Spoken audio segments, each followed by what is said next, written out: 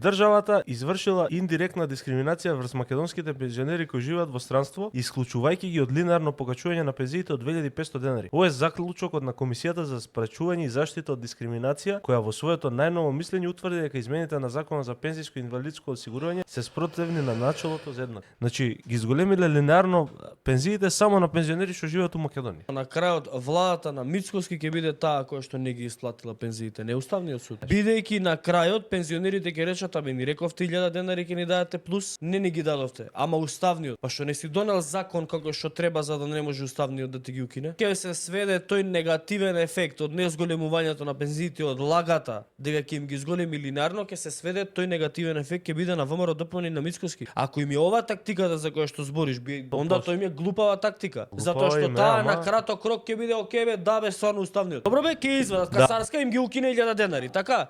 Ама по согласно методологијата пак ќе треба да им ги зголеми 1000 денари. Сега за прв пат им скратија можеби по некои 200 денари на најголем дел од пензионерите. Што значи дека? Да речеме дека 1800 денари од пензионер не е малце, се работи за бројка од некои 400.000 пензионери. Што значи дека? По 1800 денари многу пари се. Што значи дека? Согласно методологијата, пензионерите требаше да земат поголемо зголемување на пензиите. Дека им скратија на пензионерите, на тие у најмалата со најмали пензии 200 денари, на тие со не знам какви пензии 500, а на тие со највисоки пензии по 1000 денари им скратија. Што значи дека сега согласно методологијата ќе треба да дадат поише пари.